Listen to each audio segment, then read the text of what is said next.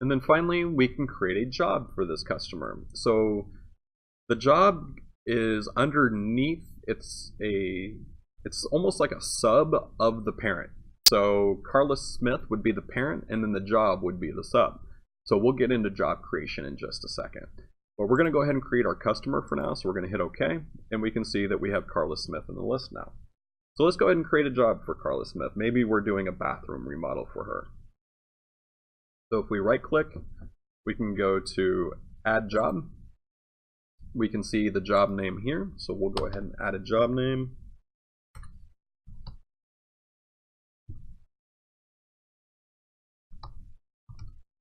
So we'll say that this job is at 123 Southwest Lewis.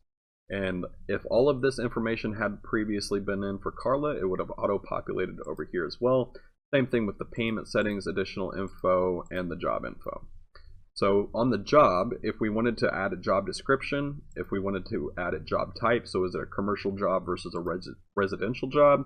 The job status, is it pending, is it work, is it in progress, is it not awarded, is it closed, is it done? We can track whatever job status we want, and then we can track the start date, the projected end date, and then the actual end date. So this is all part of the job costing features that come with QuickBooks. So for now, we'll go ahead and select OK. And we can see here's that indentation underneath that we were talking about before. So we can see Carla Smith is our customer, but the job is 123 Southwest Lewis. So now we're actually ready to invoice this customer. So the first thing we would want to do is go to Customer and create an invoice. So under this invoice, it automatically brought in the job since we had them selected before.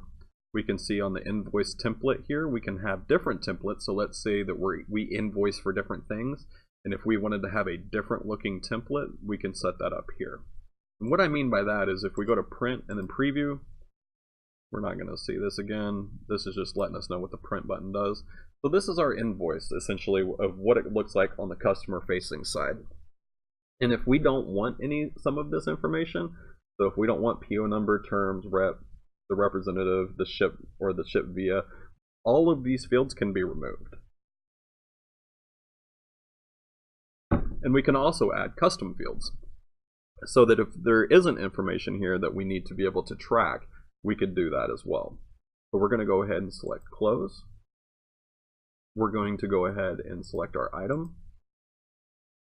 And let's say, just real quick, let's say that our item code, we didn't want the quantity to be first. We don't want to have to type in the quantity first and then the item. Let's say we wanted to select the item and then put in the quantity.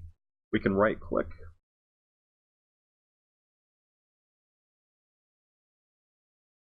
Oh, I'm sorry. We'll need to do this one a little bit differently to move these columns. It's not quite as simple as the items, but we'll go ahead and take a look at it. So if we wanted to change the order of these columns, we would need to go up to the top up here in the ribbon. We would need to go to Formatting, and then we would need to go to Customize Data Layout. And then it's going to say, hey, this is a locked template because this is an Intuit standard template and we can't make changes to an Intuit standard template. But we're going to go ahead and make a copy. So now this is where we can essentially do all of the changes to the header information. But let's say that we didn't really want the rep, we don't really need to track that. This is a warning message just letting us know that, hey, we've removed a field from the printable version and you want to make sure that there's no overlapping fields on the invoice, on the customer facing invoice. Well, we can see it. We can see that everything looks okay so far, so I'm just going to ignore that. And then we'll get rid of the rep. We can see now it's gone here.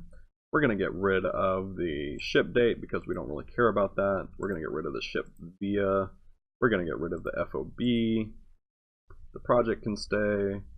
And then we'll say the PO number can stay. We'll get rid of the ship to, but we'll keep the bill to. And then off to the right, we can kind of see what our customer is going to see whenever we print an invoice. Now, all of these boxes and fields are completely customizable and can be moved to anywhere on this form we want. We would simply just use the layout designer. We're not going to get into that today, but if you do want more information on that, or if you want some more help creating a custom invoice, always feel free to reach out to us. So next, we'll take a look at the columns. So under the column setting, this is where we set the order. So before, we had the item code and then the description, quantity, things like that. It was different in the previous template that we were looking at, but since we made a copy, it reordered the template a little bit. So we can see item code is first now instead of that quantity. So if we hit OK, we can see that the order has changed. Now we have item code and description, and our template up here is a copy of the Intuit product invoice. So it's no longer the Intuit product invoice, it's a copy of it. And if we didn't like this name, we could always completely change the name of this to be whatever we wanted. This could be the EBS product invoice if we wanted it. Literally whatever we want. The invoice number is over here. This will automatically be created anytime we create an invoice. The way the numbering system works is that it will take whatever we had previously and add one. So this is invoice 1. If we created a new one, that would be invoice 2, a new one 3, so on and so on and so on. If we wanted to jump that number, let's say that we wanted to start with 5,000, we could simply put in the invoice number 5,000, and then whenever we create the new one, it'll start counting again, 5,001, 5,002, 5,003, so on and so on and so on. We can have letters in here, but it will not change the letter formatting. So if we did 5,000A, the next one would be 5,001A. It wouldn't be like 5,000B. So it only increases the number, not the letter. So we can see here we have our widget 1 for our customer Carla Smith on her job 123 Southwest Lewis. So we have our widget, our description, if there was one, and then our quantity. So let's say that our quantity is 15. We're selling 15 of these, and we're selling them for $7.50. So we can see our total now is $112.50. So we're selling those, and then let's say we're selling some widget 2s as well. So we'll say we're selling 25 of these at $25 each. We can see that our total is now $625. So we would go through, we would add whatever service, items, anything like that that we were doing for this specific job for Carla, we would add that here. Now we would simply just save it. If there was a PO number also, we could add that here. So we'll go ahead and save it. Up at the top, we still have the formatting selected, so we'll go back to the main. And then we'll simply select save, and then or down here at the bottom right, we do have save and close if we were done with this invoicing. We didn't need to invoice anybody else, or we could do save and new, and that would open up a new invoice template for us. So we'll go ahead and hit save and new.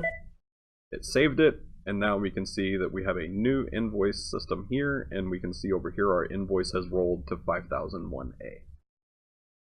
So now if we close the invoicing, and we take a look at our customer, we can see Carla Smith now has an open balance of $737.50 with us. So all the job totals will be rolled up into the parent, which is the customer for Carla. So if we had a couple additional jobs, the jobs would display what was owed to us. The customer would show us the total that's owed to us. So it all gets looped up into the customer. So now let's say that we want to be able to receive payment. We've completed our work, or we're ready to pay this invoice. The customer is ready to pay this invoice. So what we would do is we would simply go to customer, and then we would just come down to receive payments. So once we're on the receive payment screen, this would list all invoices that are currently open with us with Carla. And we would simply go through and check off everything that we want to pay, or everything that she's wanting to pay. So we get a pop-up window here that says automatically calculate payment. So what this means is that whenever we select the invoice, it's automatically going to put in the payment section the total amount of that invoice. So this is a feature that you may or may not want to use, just depending on if you take a lot of partial payments or if your customers are mostly paying off their invoices in full all at one time. So we'll go ahead and select yes. So we can see here that we have the date, the job that this is for, the number or the invoice number, the original amount, and the amount due. So let's say that we had already put a payment against this for $50, then it would show us what the amount due is here minus the $50, but it would still show us the original amount. So we're going to go ahead and just do the total, which is the $737.50. We have our different payment methods up here at the top. So if they wrote us a check, if they wrote us we were taking a credit card payment, anything like that, or if we had something else, so maybe we want to track American Express versus Visa versus whatever credit card company is out there, We could collect add new payment method, and then we could track that individually. Again, we can get as granular as we want with receiving payments. So we'll say that they're just paying us via check. We'll say that the check number is 112, and then we'll just simply select save and close. Now what this is going to do is it's going to now pay it off, so we can see now we have that zero balance total here. We can see that we have our payment with our invoice linked here, and if we opened up the invoice, we can see that this was paid on 12/13/2017.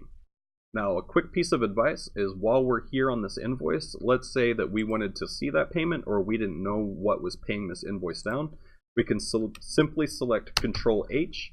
This will show us the transaction history. So what that means is if we do Control H on a transaction, if it's linked to another transaction, it will show us all of those links here, and then if we wanted to go to it, we could simply just double click it, and then it'll bring up the payment here. Or what we would like to know is, how would you rate this webinar? It really helps us out, helps us improve content, helps us come up with ideas for future webinars. So if you could please go ahead and fill this out for us. I'm going to go ahead and pull that up right now for us. There we are. So if you could go ahead and fill it out for us.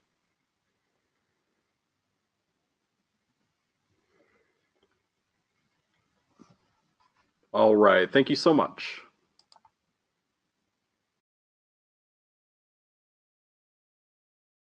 So that concludes what we have for you today. I hope that you find that this has been very beneficial. If you have any questions or if you need any help whatsoever, always feel free to reach out to us anytime, and we'll be more than happy to help you out getting your new company file set up. Thank you so much. And